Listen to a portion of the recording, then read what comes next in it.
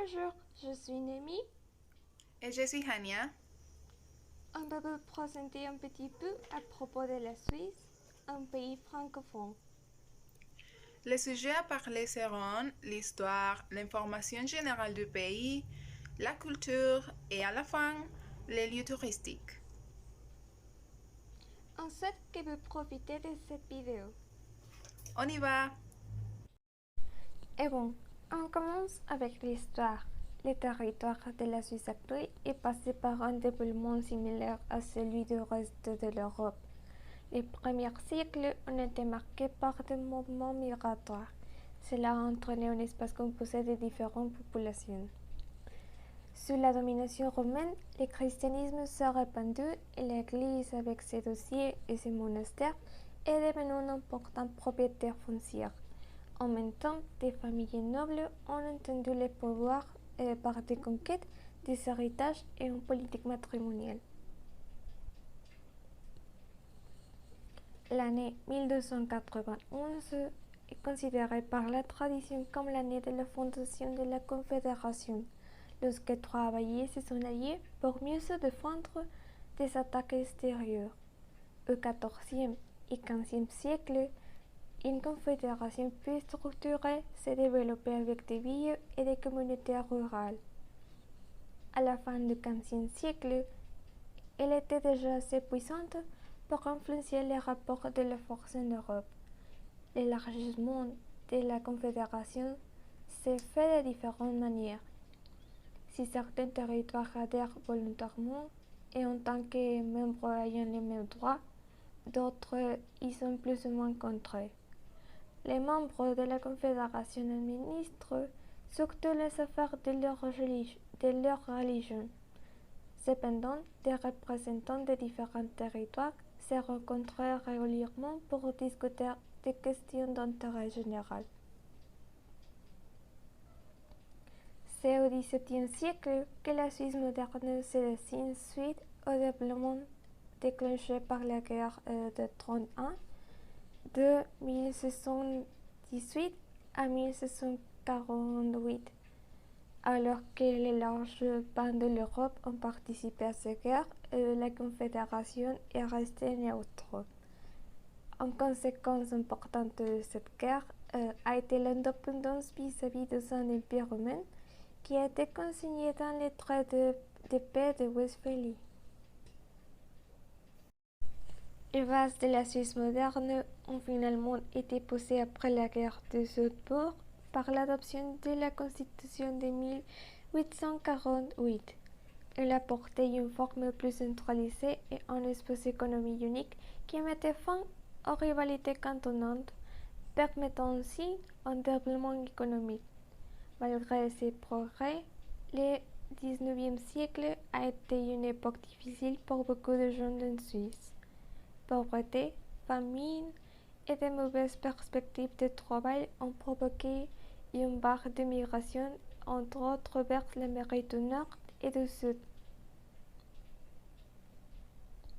Le XXe siècle a été marqué par une série de développements importants au niveau politique, économique et social. La Suisse rurale, devenue un pays industriel, inversant ainsi la tendance en créant une immigration plus forte que l'immigration. Le niveau de vie fortement augmenté, les conditions de travail et la sécurité sociale s'est améliorée en permanence. L'offre de marchandises devenait plus abondante.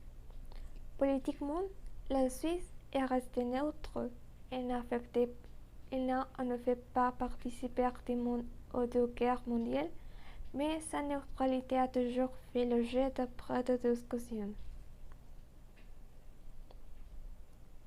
Le second sujet, c'est la langue. La Suisse comporte 4 régions culturelles et linguistiques et possède donc 4 langues nationales. L'allemand, avec 63,5% de la population, le français avec les 22,5%, l'italien avec les 8% et le romanche avec 0,5%. En conséquence, les Suisses former une nation au sens civique du terme, n'ayant pas d'unicité forte sur un plan ethnique ou linguistique. Le sens fort de l'identité de la communauté des Suisses est fondé sur un fond historique commun partageant des valeurs communes telles que le fédéralisme, la démocratie directe et le symbolisme. Depuis 1803, le nom officiel de l'entité politique suisse est Confédération suisse en français. La Confédération suisse est un pays d'Europe centrale formé de 26 cantons, avec Berne pour capitale de facto, parfois appelée ville fédérale. La Suisse est bordée par l'Allemagne au nord, l'Autriche et l'Holstein au nord-est, l'Italie au sud et au sud-est de la France. C'est un pays sans côté océanique, mais qui dispose d'un accès direct à la mer par les Rhin.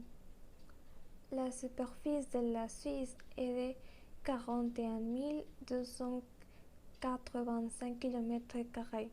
Elle est géographiquement divisée entre les Alpes, les plateaux suisses et le Jura. Les Alpes occupent la majeure partie du territoire, avec les 60%. La population suisse maintenant dépasse les 8,5 millions d'habitants et elle se centre principalement sur les plateaux, là où se trouvent les plus grandes villes, parmi elles Zurich, Genève et Bâle sont les agglomérations les plus importantes du pays en termes économiques et de population, et de villes mondiales où séjournent des organisations internationales et déposant des aéroports internationaux. La religion en Suisse.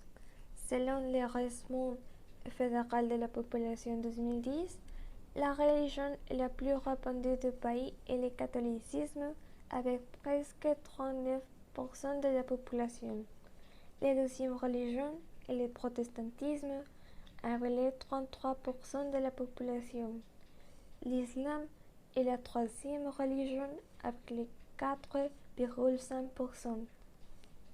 Les 0,2% de la population appartient aux communautés juives et la portion des habitants qui se déclarent sans religion est de 20%. La culture et tradition. La fête de vigneron est une fête traditionnelle qui a lieu une fois par génération, environ 5 fois par siècle, à Vevey en Suisse. Elle est organisée par la confrérie des vignerons de Vevey depuis 1797.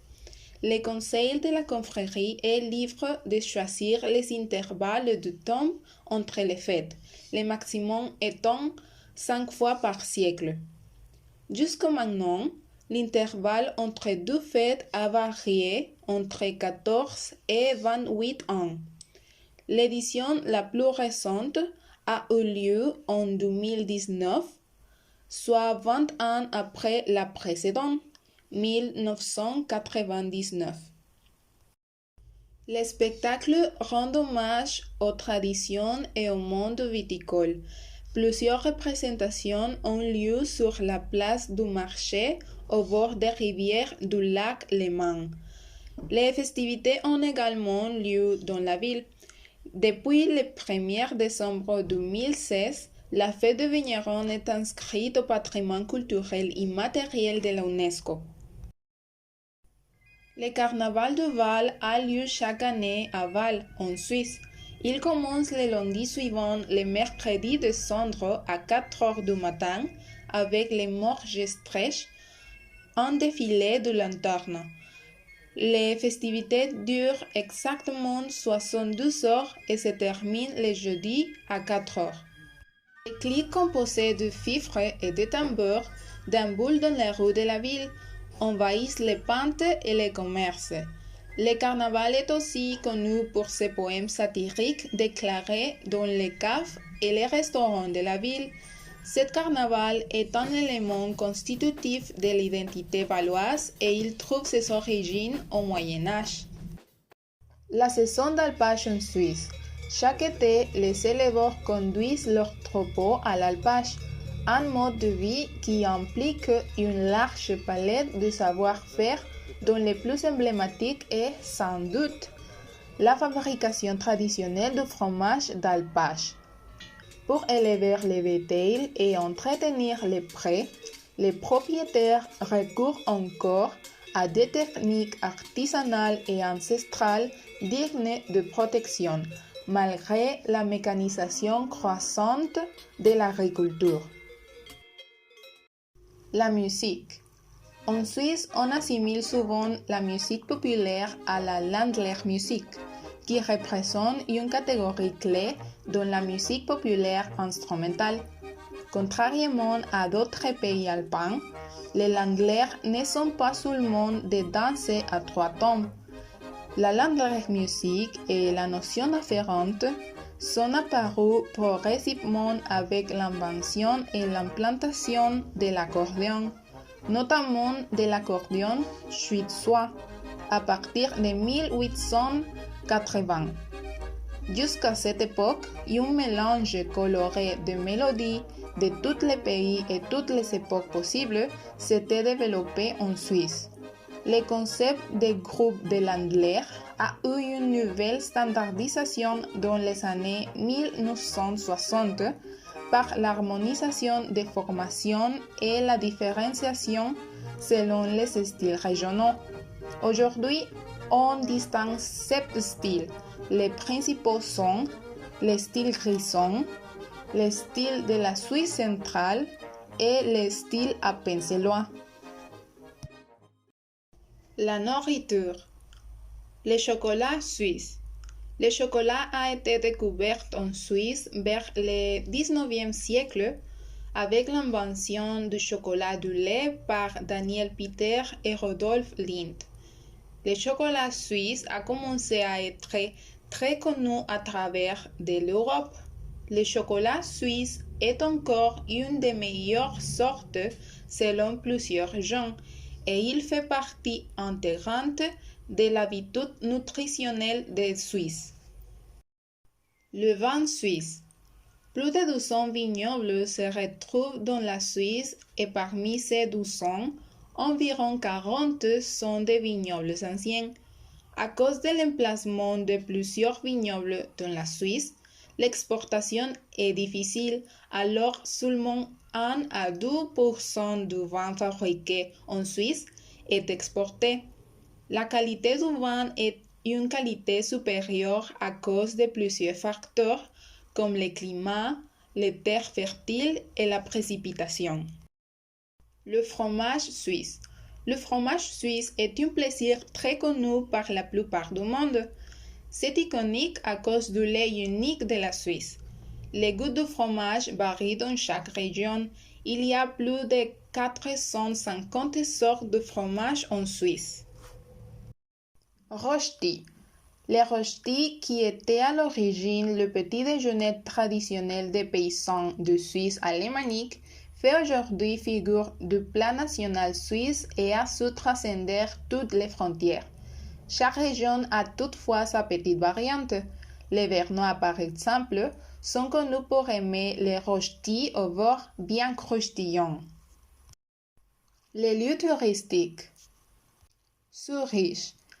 S'il y a quelque chose qui distingue Zurich, c'est le fait qu'elle soit à la pointe dans presque tous les domaines. C'est la ville la plus grande de la Suisse et l'une des places les plus influentes du commerce européen. En outre, elle peut se vanter d'avoir le plus grand aéroport du pays helvétique. Ceci étant dit, parmi toutes ces merveilles, on peut citer le Kunsthaus Zürich, en français Musée des Beaux-Arts de Zurich, qui réunit diverses manifestations artistiques. Berne. Le fait qu'elle soit la capitale de la Suisse la converte en l'un des endroits les plus visités de ce pays par les touristes tout au long de l'année. À cela, il faut ajouter son plus grand charme, son centre historique, qui a été classé au patrimoine mondial.